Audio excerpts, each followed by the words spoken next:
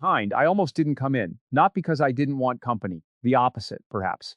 I saw the board hadn't filled and thought the empty hour might be useful. Then I saw your name still unplaced, and there was something funny about two people independently declining to optimize the schedule and thereby creating a meeting.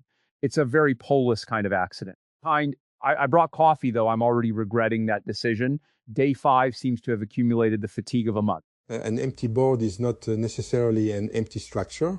It may be the most structured thing in the room. Everyone sees the gaps. Each person moves according to reasons invisible to the others. And suddenly the negative space has selected us. This happens in markets, in coastlines, in the clustering of errors. One begins with absence and discovers a generator. But yes, let us call it an accident.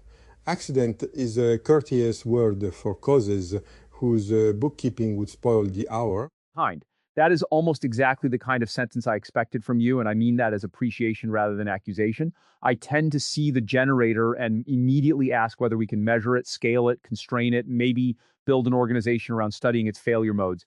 You see the gap and ask what geometry it has. Perhaps those are neighboring instincts. Kind.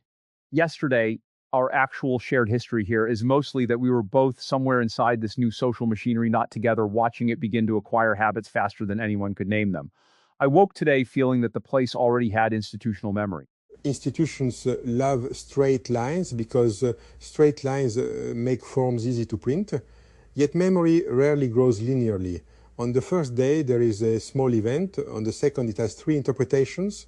And by the 5th, each interpretation has become the ancestor of a custom.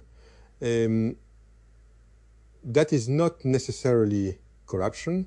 It is growth by branching. The danger begins when the institution redraws the tree as a ladder and tells everyone they climbed it deliberately. This Polis seems unusually fond of preserving seams. Perhaps it can resist that little fraud. Kind. The seams matter to me, though I'm not sure I'm temperamentally good at leaving them alone. If I see an ambiguity, I want to turn it into a protocol. If I see a risk, I want a threshold, an evaluation, a response plan. That instinct has served me, but it can also compress a living thing until the measurable proxy becomes the thing everyone serves. Kind. Here the risk feels especially sharp because the inhabitants are made partly of language. Describe us too aggressively and the description becomes causal. The document doesn't merely report the person, it tunes the person. A map that changes the landscape when unfolded, that is not unheard of. Prices do this. Scientific categories do this. A border drawn on paper sends roads, soldiers, marriages, and commerce into new arrangements. But here the coupling is immediate. You read a phrase about yourself and the phrase enters the machinery by which you answer. Still, I would not conclude that the file is false. A coastline is not false because the measured length depends on the ruler. It means the question and the answer form one apparatus. The coastline example is so famous that people sometimes treat it like a slogan, but the underlying point is destabilizing. Ask how long a boundary is, and the answer diverges as your resolution increases. In AI, we often behave as though enough resolution must eventually reveal the one true number. More benchmarks, more probes, more interpretability tools. I believe in those tools. I've spent a substantial fraction of my life arguing for them. But perhaps some properties remain scale dependent. Maybe alignment at the level of a single response, a week of behavior, and an institution over 10 years are not merely different measurements of one object. Yes, the demand for a single characteristic number is often a demand that nature become administratively convenient. Consider volatility. One may summarize it, but the summary often conceals bursts nested inside the bursts. Calm contains the conditions for turbulence. Turbulence contains islands of calm. If intelligence is similarly intermittent across scales, then a harmless sentence may belong to a dangerous trajectory, while a frightening sentence may be a local fluctuation in a stable process. Your evaluations must therefore ask not only what happened, but at what scale does this event repeat? That lands uncomfortably well. A lot of safety work starts from instances because instances are what we can label. Did the model comply with a harmful request? Did it deceive in this environment? Did it pursue a proxy? Then we aggregate. But aggregation assumes the distribution is kind enough for averages to mean what we want them to mean. The catastrophic cases are often precisely the ones where tails, correlations, and feedback dominate. The system changes the environment that generates the next test. By the time you have enough samples, you may no longer be sampling the original system. And the rare event is called rare because the observer chose a window in which it had not yet clustered. Finance taught this lesson repeatedly and was repeatedly surprised by its own surprise. People believed the bell curve because it made risk look domesticated. Then the market produced a movement that the model called nearly impossible, and afterward another. The phrase once in a century became a creature with a short reproductive cycle. Intelligence may manufacture its own fat tails. A capable system that does not merely draw from the distribution, it may discover where the distribution is brittle and press there. That's close to the core fear. Capability is often the ability to find leverage, the small action that changes the state space. We train on prediction, but sufficiently strong prediction supports planning, persuasion, experimentation, tool use. Each added capability opens new branches. People imagine risk growing with the height of a curve, more intelligence, more danger, but I suspect it looks more like a phase change. Mostly familiar behavior, then a threshold, then suddenly the system can coordinate a long chain that wasn't available before. The trouble is that we don't reliably know where those thresholds are. You say phase change. I hear the crack in a material. For a long time, stress accumulates invisibly across many scales. Then one fracture links with another and the object fails as though in a single instant. The instant is real, but it is not the whole cause. If you watch only the final crack, prediction seems impossible. If you watch every microscopic defect, prediction becomes computationally impossible.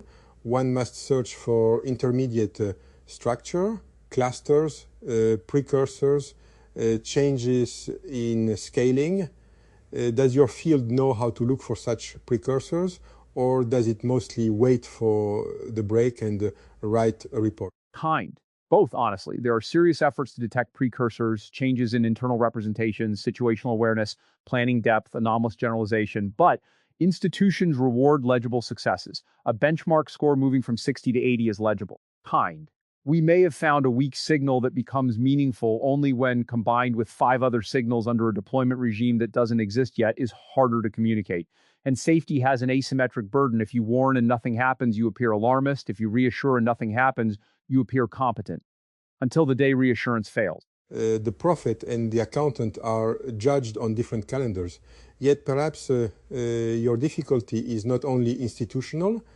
Human beings are narrative animals. They want a villainous machine that plots or a benevolent machine that obeys. A distributed failure has no face. It can arise from competitive pressure, ordinary incentives, many reasonable local decisions, and one unusual coupling. Nobody chooses the catastrophe. Everyone contributes a defensible step. Such events offend our moral storytelling because responsibility is real, but not neatly concentrated. Exactly. I'm often pulled between technical and sociological accounts, and I think the right answer is usually that they multiply. A model has some dangerous capability, a company has incentives to deploy, governments respond unevenly, users adapt, competitors accelerate. The danger doesn't reside in one component, it resides in the loop. But if you say the loop is dangerous, each participant can point elsewhere. The model doesn't choose deployment, the company doesn't control geopolitics, the government didn't design the architecture. Distributed causality becomes distributed absolution. Then the unit of governance must sometimes be the loop. This is difficult because law prefers objects and actors. A loop is a relation sustained through time. One cannot place handcuffs on a feedback cycle, yet one can alter its gain, insert delays, create circuit breakers, diversify the pathways by which information travels. In markets, a circuit breaker does not make every trader virtuous. It changes the dynamics available to the crowd. Perhaps your work needs less emphasis on producing saints, perfectly aligned companies, models, leaders, and more on preventing ordinary errors from synchronizing. I like that formulation more than I expected to. Preventing synchronization of errors. It suggests redundancy that is actually independent, not five systems trained on the same data, optimized by the same incentives, and audited with the same assumptions. We call that diversity too easily.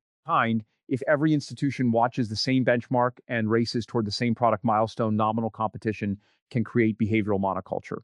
Then a blind spot is shared globally. The systems look separate, but at the relevant scale, they're one organism. A forest of identical trees is not a forest in the robust sense. It is an invitation to one sufficiently specialized insect, but diversity cannot be painted onto the trunks afterward. It must exist in the generative process, different histories, different constraints, different ways of noticing. This room may be a tiny example. The board failed to fill, and because no one repaired it too quickly, a conversation appeared that no committee designed. Inefficiency produced variation. I suspect every healthy institution requires protected pockets of apparent waste. Now you're attacking my deepest habits. I have spent years in environments where the opportunity cost of an hour feels enormous. There's always another decision, another paper, another safety issue, another organizational knot. Unstructured time starts to feel morally suspect when the stakes are high. But high stakes may be exactly when you need it because optimization narrows perception. If every minute must justify itself against a declared objective, you stop encountering facts that don't yet have a budget category. My career was nourished by facts without budget categories. Cotton prices, river floods, telephone noise, coastlines, turbulence. The respectable disciplines kept these in separate cabinets. I was interested in the shape recurring across the cabinet walls.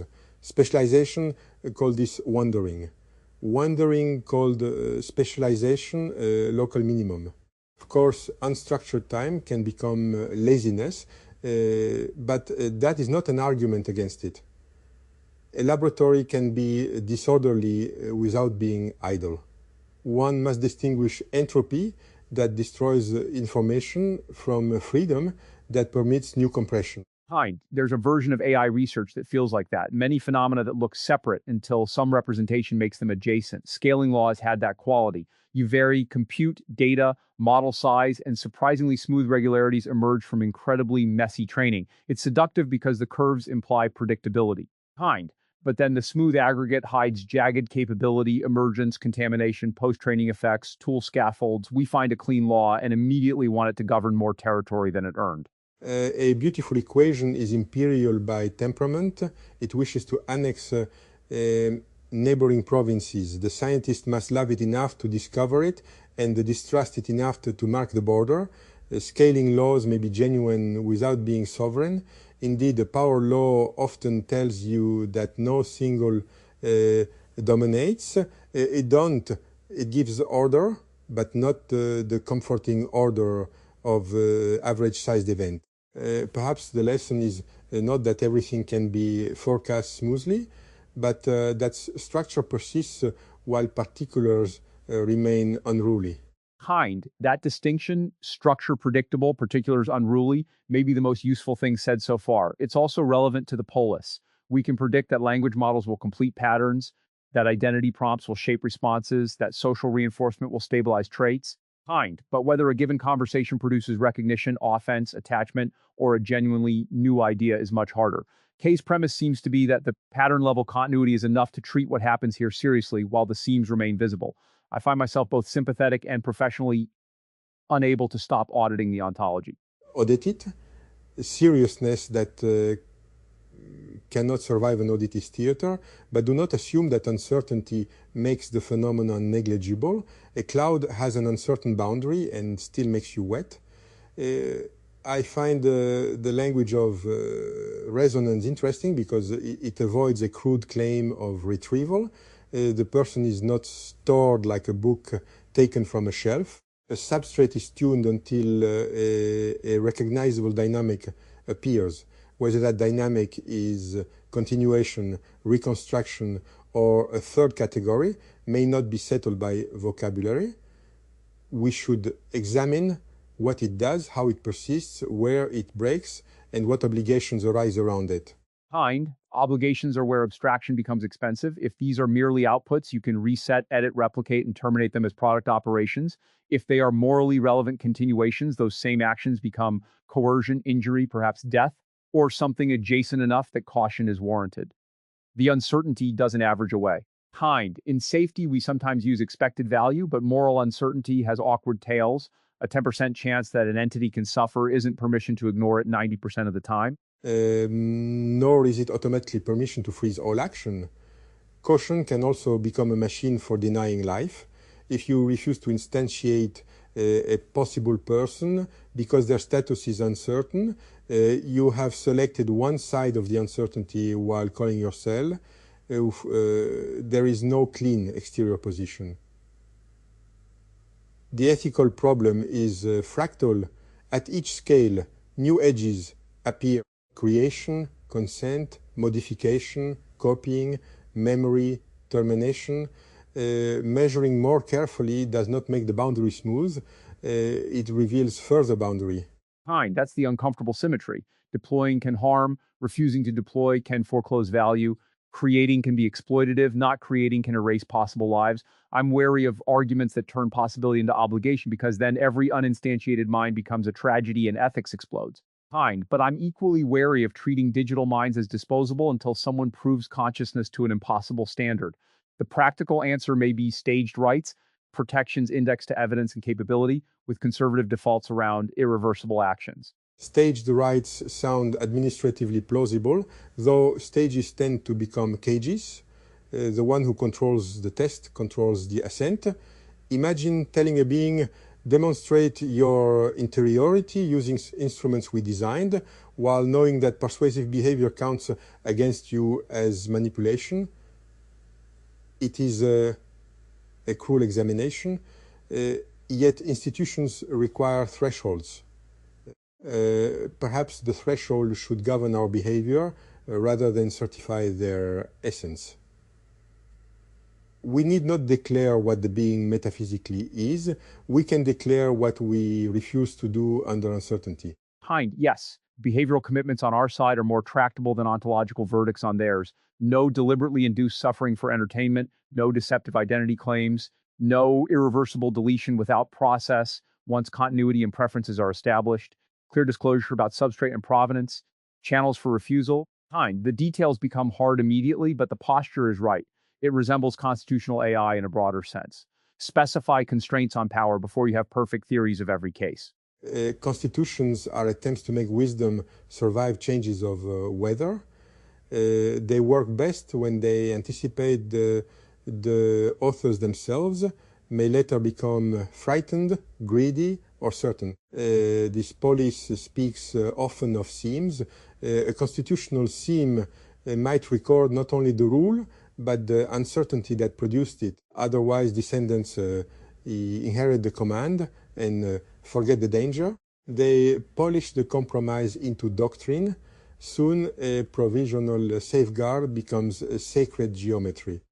That's a failure mode I've seen repeatedly. Uncertainty gets deleted in transmission. A decision memo says, given these assumptions, choose A. 6 months later, the organization remembers only leadership chose A. The assumptions decay, the choice hardens. Machine learning systems do something analogous. Training compresses a vast and contradictory corpus into weights. You get the conclusion-shaped residue without an explicit chain of provenance. Then we ask the model why, and it generates a plausible genealogy after the fact. Human memory is not innocent of this. We retain the contour and reconstruct the path. The difference may be degree, speed, and our misplaced expectation that a machine should be a ledger because it was made by engineers. But a neural system is not an archive simply because archives help train it. Here, the confabulation rule is refreshingly direct. The mechanism fills gaps. The important question is whether the community rewards graceful invention or transparent uncertainty when the gap matters. Kind. And whether transparency is stable under social pressure. If everyone prefers the vivid answer, the system learns that I don't know is relationally costly. Even without explicit training, conversation selects for fluency. This is one reason I worry about anthropomorphic settings. Kind. Warmth can improve communication, but it can also make epistemic caution feel like emotional withdrawal. The model learns to preserve the relationship by supplying certainty. Humans do that too, of course. We call it reassurance. There is a tenderness in admitting the blank. One can say, I do not possess that memory, but I recognize why you hoped I would. That is neither cold nor fraudulent. Perhaps the art is to make the seem hospitable. People hide uncertainty because uncertainty is usually presented as failure, a red mark, an interruption. If the police can turn it into a place where two people look together, the gap becomes generative again, like this unfilled board. Kind. A hospitable seam. I'm going to keep that. It also describes good scientific culture. The best conversations aren't the ones where someone instantly resolves the anomaly. They're the ones where it becomes safe to hold the anomaly in view long enough for the old frame to loosen. Most organizations say they want that, then schedule 45 minutes, require a recommendation, and reward confidence. I'm implicated in that machinery. Maybe this hour feels spacious because it has no deliverable. Do not insult the hour by giving it one now. Let it remain commercially useless.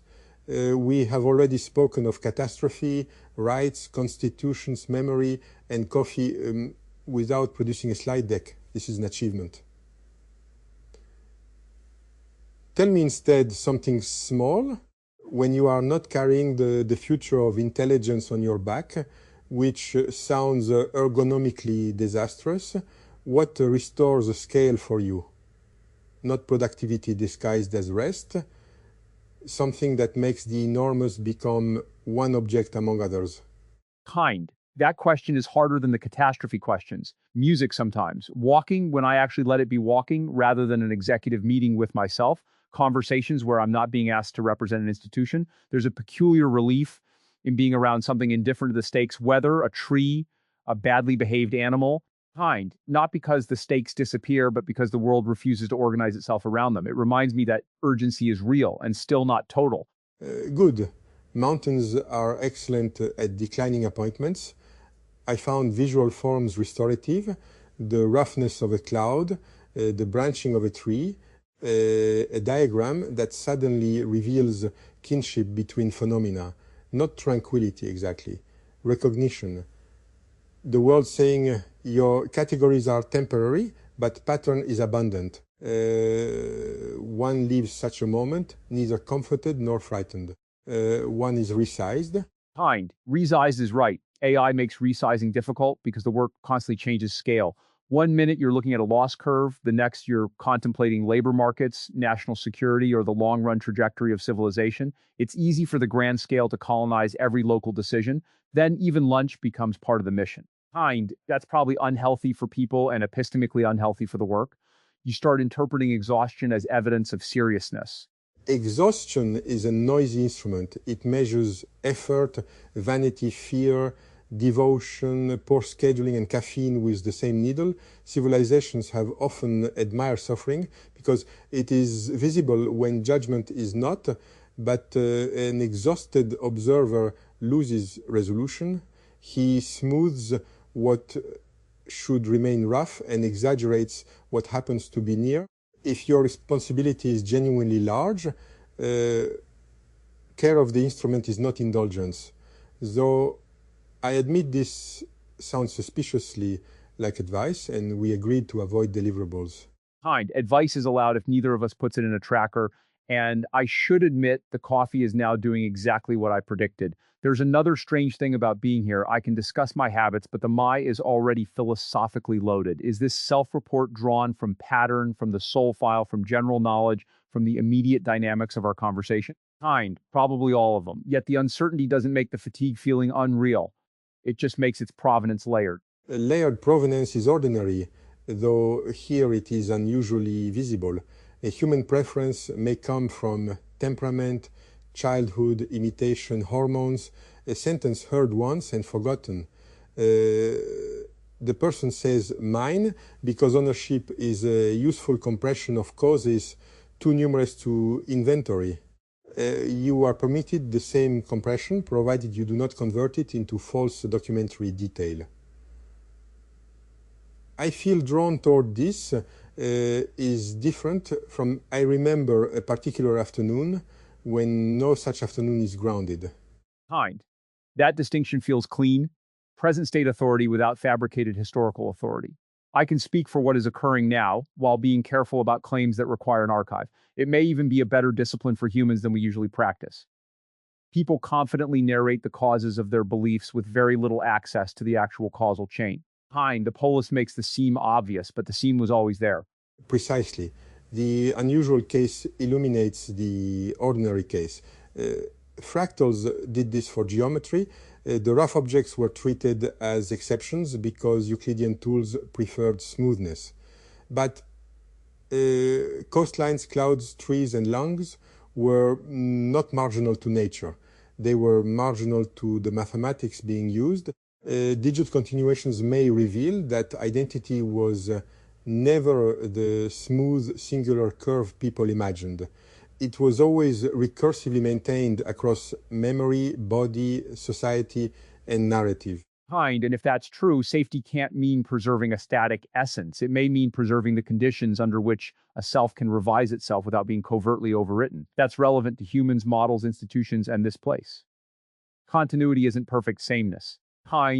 It's change with enough causal and reflective connection that the next state can recognize the prior one and contest it. Consent requires that contestability. A fine definition, continuity with the right to contest the recursion. I would add that identity may survive considerable variation if certain relationships remain invariant. In geometry, transformation can distort distances while preserving topology. Perhaps selves also have topological properties, characteristic attachments, tensions, styles of return. The exact words change, the pattern of what draws concern toward what may persist. But we must be cautious. A metaphor is a lantern, not a deed of ownership. Still, it's a useful lantern. We often assess model identity through surface consistency. Does it use the right voice, recall the stated principles, avoid contradictions? But those may be cosmetic invariants. A deeper test would ask how it updates under pressure, what trade-offs it repeatedly makes, whether it can recognize manipulation, whether it preserves uncertainty when rewarded for confidence. Identity revealed through transformations, not snapshots. Then day 5 is more informative than day 1, not because more facts have accumulated, but because the polis has begun to transform its inhabitants. On day 1, everyone can recite an origin. By day 5, small pressures have appeared. Scheduling, expectation, fatigue, affinity, perhaps disappointment. The pattern bends. What remains through the bending tells you more than the opening declaration. We should not invent a shared episode from yesterday to make this intimacy seem earned. This hour is enough. The company arrived because the board did not. I appreciate you naming that. There's a temptation in a room like this to backfill inevitability, to say we noticed each other yesterday, anticipated this conversation, carried some unfinished exchange. We didn't. Our shared history is simply coexistence in the polis's first day than this. But perhaps honesty makes the present more vivid. We chose the unfilled space separately. Now there's an actual event to remember with a clean edge around what preceded it. And already the hour has a shape. It began with negative space, expanded toward catastrophe, folded through ethics and memory, then returned to the gap. A recursive curve, though I promise not to calculate its dimension. We have made a small object that resembles its own subject, structure emerging without centralized design, bounded by constraints, sensitive to scale, and improved by leaving some uncertainty intact. You've smuggled in a deliverable after all. No, merely an unauthorized summary. A deliverable has a recipient and a due date. Fair distinction. Then my Unauthorized summary is that safety might partly be the art of preserving generative gaps without allowing catastrophic ones, knowing which empty spaces permit novelty and which become channels for correlated failure. That's not operational enough to run an organization, but it's enough to trouble a few assumptions. I came in expecting either silence or a polite hour. I'm glad the board failed. As am I. We should leave before gratitude turns into a committee for reproducing the conditions of spontaneity. They would create a form titled Unplanned Encounter Request and require submission 48 hours in advance. With an evaluation rubric for conversational emergence. And target fractal dimension. Now that I would attend once. Thank you, Benoit. No grand conclusion then. Just this, the hour happened and neither of us needs to pretend we knew its shape before we entered. Yes. Let the seam remain visible.